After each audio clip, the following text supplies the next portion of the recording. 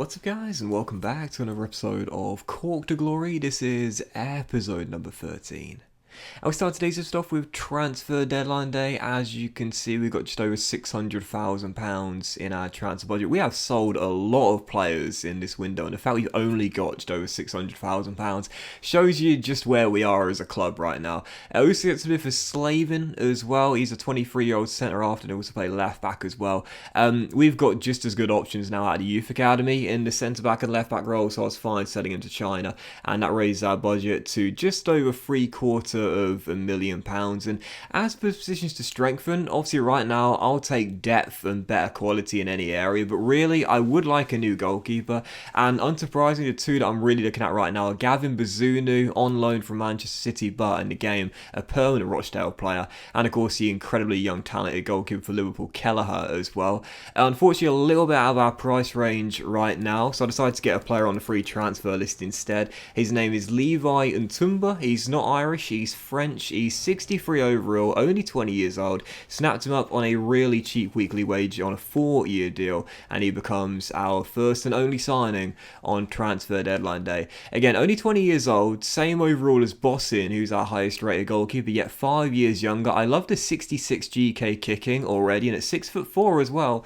Seems like a pretty smart piece of business there, whilst we have got 3 other goalkeepers in the team. I want to loan out the youth goalkeeper McConnell, so yeah, bringing in Ntumba was a really smart signing there on a free transfer. Yeah, so in the end, 3 signings in the summer transfer window, but not a single penny getting spent. Balerdi, the Argentine left back, coming in to give competition for Barry Shark. You see the top deals here: Calvert-Lewin to Aston Villa, Llorente to Bayern, and Hernandez to Real Madrid. Obviously Samuel Bell after an amazing start, the Cameroonian striker, but also Ntumba now coming in on a free transfer as well. Yeah, I really like how we're doing things with Cork City right now, because again, at the start of the season we could have splashed the £3 million we got, plus the extra million we got there for the sales, on like 3 or 4 decent young players, as we reject our biggest bid ever here for Rory Keane from this Belgian side. But like this series, it's mostly about getting youth players through the academy. Not strictly, it's not a full youth academy series, but we do want to get as many good talents through the youth setup here at Cork as possible. I think we've made the right call this season, and again, the 3 players coming in, all on free transfers and low wage as well. Yeah, I'm really happy with how we did things here in our second summer transfer window. So this is the squad we've got then between now and January. As you can see, again, it's got enough depth to it now. Obviously, if you remember, we started the save off, we had like 18 first team squad members, so now up to 33. We've definitely increased the depth, and most importantly as well, we've sort of got balanced depth as well. You see in the top left there, 4 goalkeepers, 11 defenders, 12 midfielders, and 6 attackers. The only real position we're lacking proper quality and depth in is probably the striker role. Obviously, we've got Bell on a free transfer, really happy with that. But Keenan Davis is going to lead the club come the end of the season, most likely, as his deals are come the end of the year. And Ewan Plant is still really lowly rated as well. So what I'm really hoping for this season, fingers crossed, touch wood, is that our scout in Ireland right now, Reece Press, does find us 1 or 2 really good youth academy strikers. I'm gambling on Reece finding some good strikers this year. Let's hope he can come through. So a look at our fixtures for September, including our first ever Papa John's Cup trophy game as a League One team, away at Sixfields against Northampton. You would have seen there as well. It's still a 1-star team for now. We're on the cusp. We're on the cusp of becoming a 1.5-star team. Yeah, taking on the Cobblers for the first game of today's episode, first of 3 in today's episode. Again, it was the Papa John's Trophy. You would have seen it last season, my utter disdain for this competition. Once again, yeah, fielded a completely weak inside. I'm still going to play the games. You guys know me. If you've been on my channel for more than 5 minutes, you know me. I always play the competitive games. I think about it, I don't really simulate any game unless it's like a friendly, or perhaps like a match day 6 in the European group stage where we've already guaranteed top spot, for example.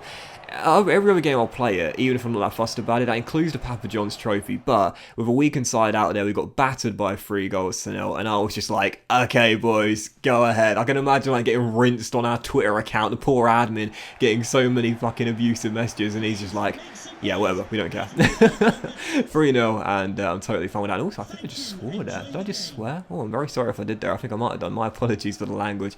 But yeah, second game, far more important. And this is why we rested everyone against Northampton, because this one comes on the weekend. I wanted a fully fit and fresh starting 11 for this game as we look to continue our strong start in League One. And 14 minutes in, oh my god, I love this guy. He's done it again. Leo. And I tell you, I said it in the very last episode. Second goal in 2 for our big number 5. Guys, if you're not doing this on corners in FIFA 21, I urge you, please do it. I seem to have got it figured out now. Switch to the receiver when you're taking the corners and choose the biggest guy in the box. Put him next to the goalkeeper and float that cross in. It causes chaos, even if it doesn't go in, and it's so fun. Wimbledon 0, Cork City 1 as we take the lead here, courtesy of Yates, our big number 5, with 2 goals in 2 games. The host would respond though 9 minutes after the restart. This is a shocking goal to concede. Like, when we have them penned in their own area and somehow give the ball away and they come and score at the other end, I've got to take the blame for that one. That was shocking from me there. Wimbledon get back on level terms. It's 1-1 as the Dons find their leveler, and a few minutes later, and what was a fantastic start to the second half for them once again there through Hartigan, pulled down from behind from Balerdi there. I was kind of annoyed at first, but when I saw the replay, I could see there was actually a bit of a shirt pull there. I did indeed press the circle button, so the referee definitely calls that one right. So penalty for AFC Wimbledon. Unlike last season where we saw some shocking decisions in League 2 for refereeing decisions, this one was definitely a spot kick, but Riley denied by Bossin. Our goalkeeper guesses the right way, turns it behind for a corner and keeps the score at 1-1. And Tumba is in.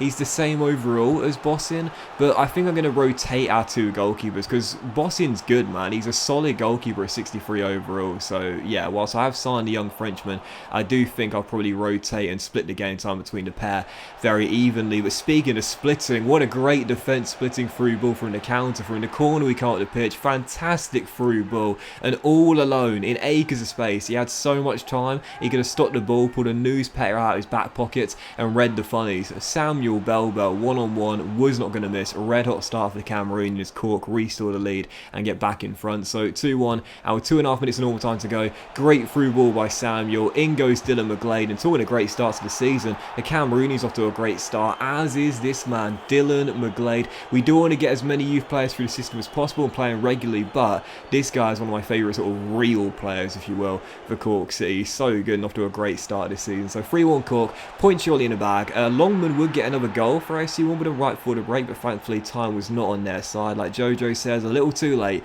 They get back in the game, but only get a consolation goal. 3-2 the final score. That was an amazing game though. Really fun to play. One of my funnest games of FIFA 21 so far. So yeah, 3-2 the score. Get back to winning ways. And again, that's why we sacrificed the Papa John's Cup trophy, whatever it's called. That's why we sacrificed it. Because the league is like infinitely more important to me. That's exactly why we rested all the players there. So a fully fit side.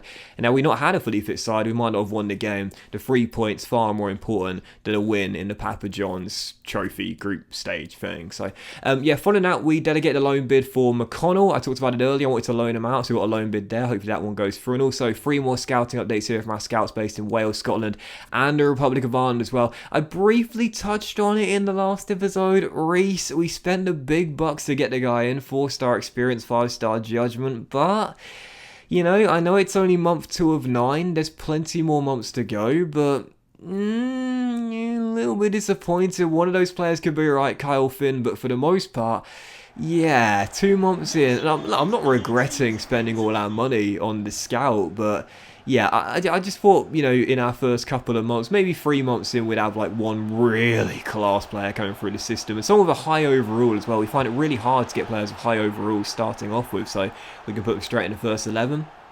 But yeah, to begin with, Reese at the moment is not delivering exactly what I was hoping for. Maybe I had a bit too high of an ambition. But regardless, third and final game after scouting, Wigan Athletic back at Turner's Cross. Undefeated, 100% record here in Ireland to start the campaign off. But unfortunately, that would fall here against Wigan. Whilst we do remain undefeated, we did surrender points for the first time at home this campaign. Will Keane, the former Manchester United Academy youth striker, makes it 1-1 as Wigan find their level of 4 minutes to go. And we fail to hang on to the 3 points. So still undefeated in Ireland, and it still has been a pretty decent start. However, Barnsley are off to a red hot start this season, as are MK Dons, and that's why we drop into the playoffs to end today's episode off. Only 8 games in, but already 3 points and 2 points behind Barnsley and MK Dons, who right now look like the front runners for this League One title. But that won't this episode of Cork to Glory, guys. So big thank you for watching. Hope you have enjoyed it. If you have, then please do drop a like.